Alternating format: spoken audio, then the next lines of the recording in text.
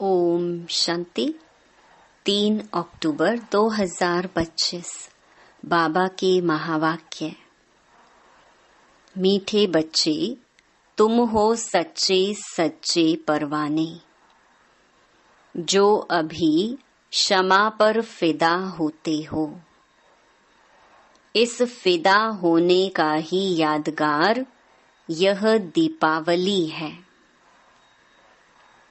प्रश्न: बाबा ने अपने बच्चों को कौन सा समाचार सुनाया है? उत्तर: बाबा ने सुनाया, तुम आत्माएं निर्वाण धाम से कैसे आती हो और मैं कैसे आता हूँ। मैं कौन हूँ, क्या करता हूँ, कैसे राम राज्य स्थापन करता हूँ, कैसे तुम बच्चों को रावण पर विजय पहनाता हूँ। अभी तुम बच्चे इन सब बातों को जानते हो। तुम्हारी ज्योति जगी हुई है। गीत: तुम ही हो माता, पिता तुम ही हो। ओम शांति। मीठे मीठे रूहानी बच्चों ने गीत सुना। आत्माओं ने इन जिस्मानी कर्मेंद्रियों से गीत सुना। गीत में पहले तो ठीक था, पिछाड़ी को फिर भक्ति के अक्षर थे। तुम्हारे चरणों की धूल है। अब बच्चे चरणों की धूल थोड़े ही होते हैं। यह रॉन्ग है। बाप बच्चों को राइट अक्षर समझाते हैं। बाप आते भी वहां से हैं जहां से बच्चे आते हैं। वह है निर्वाण धाम। बच्चों को सबके आने का समाचार तो सुनाया, अपना भी सुनाया कि मैं कैसे आता हूँ, आकर के क्या करता हूँ। राम राज्य स्थापन करने अर्थ रावण पर विजय पहनाते हैं। बच्चे जानते हैं राम राज्य और रावण राज्य इस पृथ्वी पर ही कहेंगे। अभी तुम विश्व के मालिक बनते हो। धरती, आसमान, सूर्य आदि सब तुम्हारे हाथ आ जाते हैं। तो कहेंगे रावण राज्य सारे विश्व पर और राम राज्य भी सारे विश्व पर है। रावण राज्य में कितने करोड़ हैं, राम राज्य में थोड़े होते हैं। फिर धीरे धीरे वृद्धि को पाते हैं। रावण राज्य में वृद्धि बहुत होती है, क्योंकि मनुष्य विकारी बन जाते हैं। राम राज्य में है निर्विकारी। मनुष्यों की ही कहानी है। तो राम भी बेहद का मालिक, रावण भी बेहद का मालिक है। अभी कितने अनेक धर्म हैं, गाया हुआ है अनेक धर्मों का विनाश। बाबा ने झाड़ पर भी समझाया है। अब दशहरा मनाते हैं, रावण को जलाते हैं। यह है हद का जलाना। तुम्हारी तो है बेहद की बात। रावण को भी सिर्फ भारतवासी ही जलाते हैं। विदेश में भी जहां जहां भारतवासी जास्ती होंगे वहां भी जलाएंगे। वह है हद का दशहरा। दिखाते हैं लंका में रावण राज्य करते थे, सीता को चुराकर लंका में ले गया। यह हो गई हद की बातें। अब बाप कहते हैं सारे विश्व पर रावण का राज्य है। राम राज्य अब नहीं है। राम राज्य अर्थात ईश्वर का स्थापन किया हुआ। सतयुग को कहा जाता है राम राज्य। माला सिमरते हैं, रघुपति राघव राजा राम कहते हैं, लेकिन राजा राम को नहीं सिमरते हैं। जो सारे विश्व की सेवा करते हैं उनकी माला सिमरते हैं। भारतवासी दशहरे के बाद फिर दीपावली मनाते हैं। दीपावली क्यों मनाते हैं? क्योंकि देवताओं की ताजपोशी होती है। कोरोनेशन पर बत्तियां आदि बहुत जलाते हैं। एक तो ताजपोशी, दूसरा फिर कहा जाता है घर घर में दीपमाला। हर एक आत्मा की ज्योत जग जाती है। अभी सब आत्माओं की ज्योति उझाई हुई है। आयरन एजेड है, यानी अंधियारा है। अंधियारा माना भक्ति मार्ग। भक्ति करते करते ज्योत कम हो जाती है, बाकी वह दीपमाला तो आर्टिफिशियल है। ऐसे नहीं कि कोरोनेशन होता है तो आतिशबाजी जलाते हैं, दीपमाला पर लक्ष्मी को बुलाते हैं, पूजा करते हैं। यह उत्सव है भक्ति मार्ग की। जो भी राजा तख्त पर बैठते हैं तो उनका कोरोनेशन डे धूमधाम से मनाया जाता है। यह सब हैं हद के। अभी तो बेहद का विनाश, सच्चा सच्चा दशहरा होना है। बाप आई हैं सबकी ज्योत जगाने। मनुष्य समझते हैं हमारी ज्योत बड़ी ज्योत से मिल जाएगी। ब्रह्म समाजियों के मंदिर में सदैव ज्योत जगती है। समझते हैं जैसे परवाने ज्योति पर फेरी पहन फिदा होते हैं, वैसे हमारी भी आत्मा अब बड़ी ज्योति में मिल जाएगी। इस पर दृष्टांत बनाया है। अभी तुम हो आधा कल्प के आशिक। तुम आकर एक माशूक पर फिदा हुए हो, जलने की तो बात नहीं।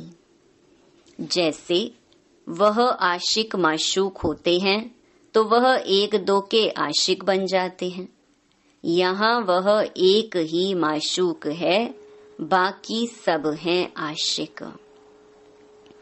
आशिक उस माशूक को भक्ति मार्ग में याद करते रहते हैं। माशूक आप आओ तो हम तुम्हारे पर बलि चढ़ें। तुम्हारे सिवाय हम किसको भी याद नहीं करेंगे। यह तुम्हारा जिस्मानी लव नहीं है। उन आशिक माशूक का जिस्मानी लव होता है। बस एक दो को देखते रहते हैं। देखने से ही जैसे तृप्त हो जाते हैं। यहाँ तो एक माशूक, बाकी सब हैं आशिक। सब बाप को याद करते हैं, भल कोई नेचर आदि को भी मानते हैं, फिर भी ओ गॉड, हे भगवान, मुख से जरूर निकलता है। सब उनको बुलाते हैं, हमारे दुख दूर करो। भक्ति मार्ग में तो बहुत आशिक माशूक होते हैं। कोई किसका आशिक, कोई किसका आशिक। हनुमान के कितने आशिक होंगे। सब अपने अपने माशूक के चित्र बनाकर फिर आपस में मिलकर बैठ उनकी पूजा करते हैं। पूजा कर फिर माशूक को डुबो देते हैं।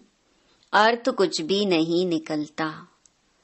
यहाँ वह बात नहीं। यह तुम्हारा माशूक एवर गोरा है, कभी सांवरा बनता नहीं। बाप मुसाफिर आकर सबको गोरा बनाते हैं। तुम भी मुसाफिर हो ना, दूर देश से आकर यहाँ पाठ बजाते हो। तुम्हारे में भी नंबरवार पुरुषार्थ अनुसार समझते हैं। अभी तुम त्रिकालदर्शी बन गए हो। रचता और रचना के आदि मध्य अंत को जानते हो तो तुम हो गए त्रिकालदर्शी ब्रह्मा कुमार कुमारियां। जैसे जगत गुरु आदि का भी टाइटल मिलता है ना, तुमको यह टाइटल मिलता है। तुमको सबसे अच्छा टाइटल मिलता है स्वदर्शन चक्रधारी। तुम ब्राह्मण ही स्वदर्शन चक्रधारी हो या शिव बाबा भी है। शिव बाबा भी है। हाँ, क्योंकि स्वदर्शन चक्रधारी आत्मा होती है ना शरीर के साथ।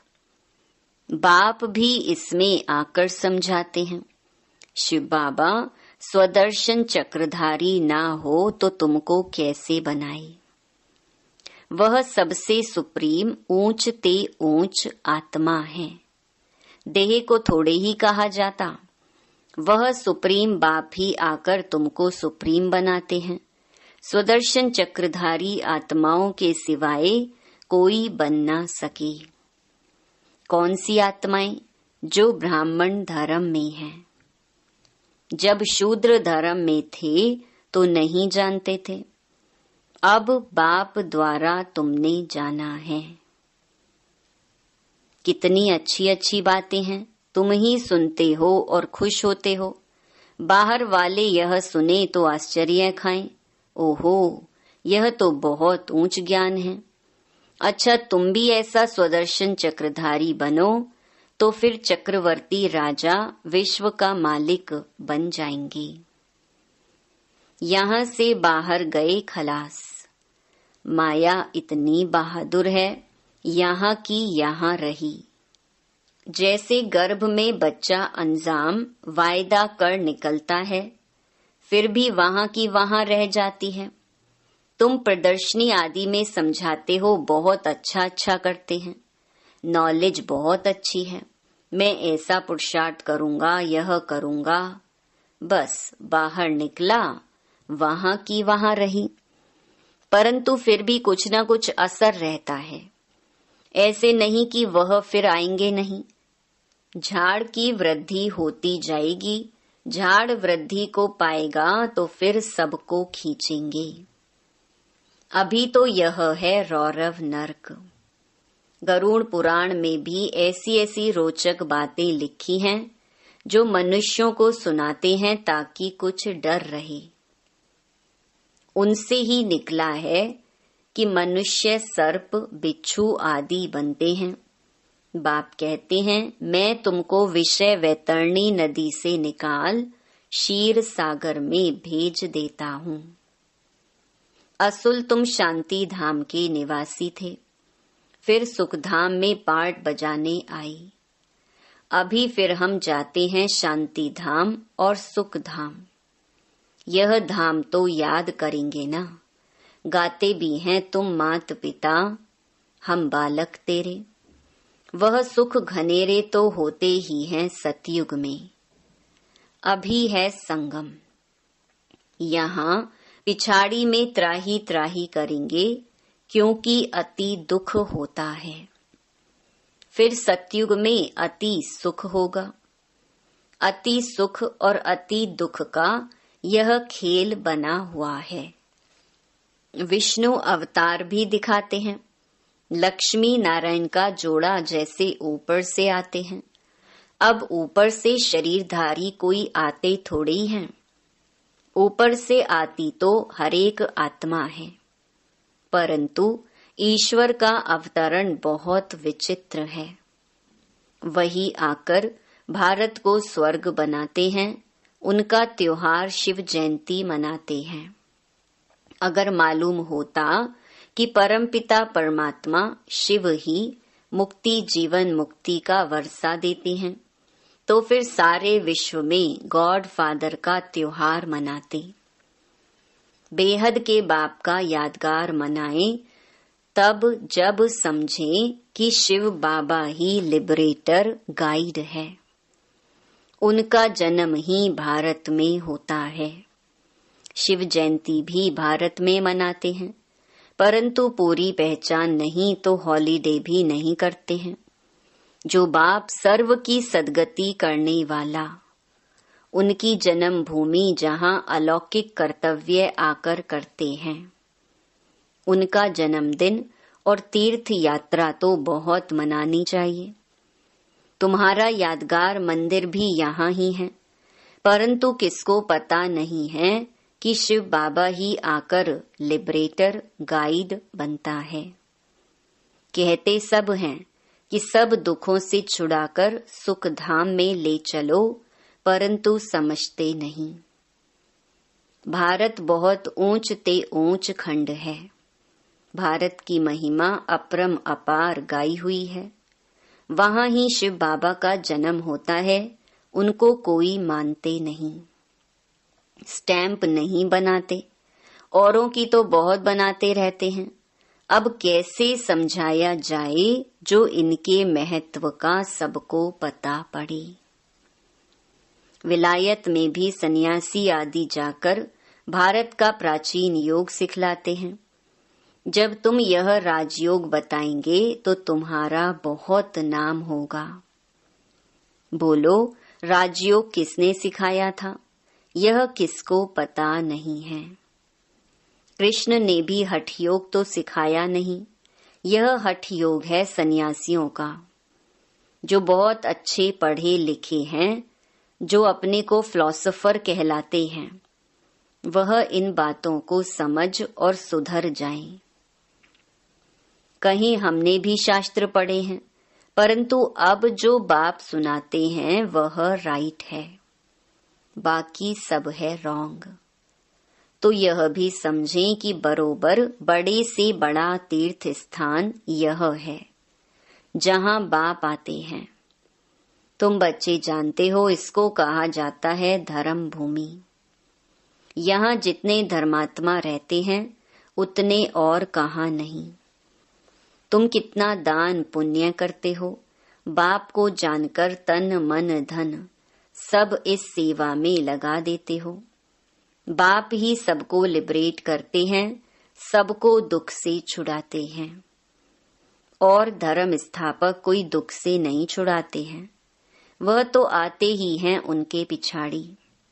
नंबरवार सब पाठ बजाने आते हैं। पाठ बजाते बजाते तमो प्रधान बन जाते हैं। फिर बाप आकर सतो प्रधान बनाते हैं। तो यह भारत कितना बड़ा तीर्थ है। भारत सबसे नंबर 1 ऊंच भूमि है।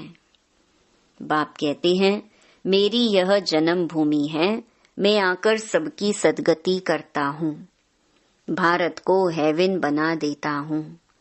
तुम बच्चे जानते हो बाप स्वर्ग का मालिक बनाने आए हैं। ऐसे बाप को बहुत प्यार से याद करो। तुमको देख और भी ऐसे कर्म करेंगे। इसको ही कहा जाता है अलौकिक दिव्य कर्म। ऐसे मत समझो कोई नहीं जानेंगे। ऐसे निकलेंगे जो तुम्हारे यह चित्र भी ले जाएंगे। अच्छे अच्छे चित्र बने तो स्टीमर भरा कर ले जाएंगे। स्टीमर जहां जहां खड़ा रहता है वहां यह चित्र लगा देंगे। तुम्हारी बहुत सर्विस होनी है। बहुत उदार चित हुंडी भरने वाला सांवल शाह भी निकलेंगे जो ऐसे काम करने लग पड़ते हैं, ताकि सबको मालूम पड़े कि यह कौन है जो इस पुरानी दुनिया को बदल और नई दुनिया स्थापन करते हैं। तुम्हारी भी पहले तुच्छ बुद्धि थी, अभी तुम कितने स्वच्छ बुद्धि बने हो।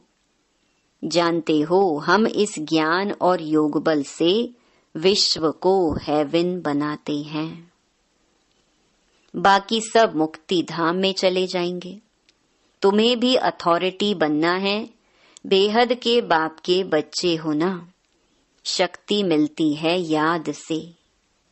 बाप को वर्ल्ड ऑलमाइटी अथॉरिटी कहा जाता है। सभी वेदों शास्त्रों का सार बताते हैं। तो बच्चों को कितना उमंग रहना चाहिए सर्विस का। मुख से ज्ञान रत्नों के सिवाय और कुछ ना निकले। तुम हरेक रूप बसंत हो। तुम देखते हो सारी दुनिया सब्ज हरी भरी बन जाती है। सब कुछ नया, वहां दुख का नाम नहीं। 5 तत्व भी तुम्हारी सर्विस में हाजिर रहते हैं। अभी वह डिससर्विस करते हैं क्योंकि मनुष्य लायक नहीं है। बाप अभी लायक बनाते हैं। अच्छा, मीठे मीठे सिकिलधे बच्चों प्रति माता पिता बाप दादा का याद प्यार और गुड मॉर्निंग। रूहानी बाप की रूहानी बच्चों को नमस्ते। धारणा के लिए मुख्य सार। पहला, रूप बसंत बन मुख से सदैव ज्ञान रतन ही निकालने हैं। सर्विस के उमंग में रहना है, याद में रहना और सबको बाप की याद दिलाना, यही दिव्य अलौकिक कार्य करना है। दूसरा, सच्चा सच्चा आशिक बन एक माशूक पर फिदा होना है, अर्थात बलि चढ़ना है, तभी सच्ची दीपावली होगी। वरदान, विश्व महाराजन की पदवी प्राप्त करने वाले, सर्व शक्तियों के स्टॉक से संपन्न, भरपूर भव। जो विश्व महाराजन की पदवी प्राप्त करने वाली आत्माएं हैं, उनका पुरुषार्थ सिर्फ अपने प्रति नहीं होगा, अपने जीवन में आने वाले विघ्न व परीक्षाओं को पास करना, यह तो बहुत कॉमन है। लेकिन जो विश्व महाराजन बनने वाली आत्माएं हैं, उनके पास अभी से ही सर्व शक्तियों का स्टॉक भरपूर होगा। उनका हर सेकंड, हर संकल्प दूसरों के प्रति होगा। तन मन धन समय श्वास सब विश्व कल्याण में सफल होता रहेगा। स्लोगन, एक भी कमजोरी अनेक विशेषताओं को समाप्त कर देती है, इसलिए कमजोरियों को तलाक दो। अव्यक्त इशारे, स्वयं और सर्व के प्रति मनसा द्वारा योग की शक्तियों का प्रयोग करो। अपनी शुभ भावना, श्रेष्ठ कामना, श्रेष्ठ वृत्ति, श्रेष्ठ वाइब्रेशन द्वारा किसी भी स्थान पर रहते हुए मनसा द्वारा अनेक आत्माओं की सेवा कर सकते हो। इसकी विधि है लाइट हाउस, माइट हाउस बनना। इसमें स्थूल साधन, चांस व समय की प्रॉब्लम नहीं है, सिर्फ लाइट माइट से संपन्न बनने की आवश्यकता है। ओम शांति।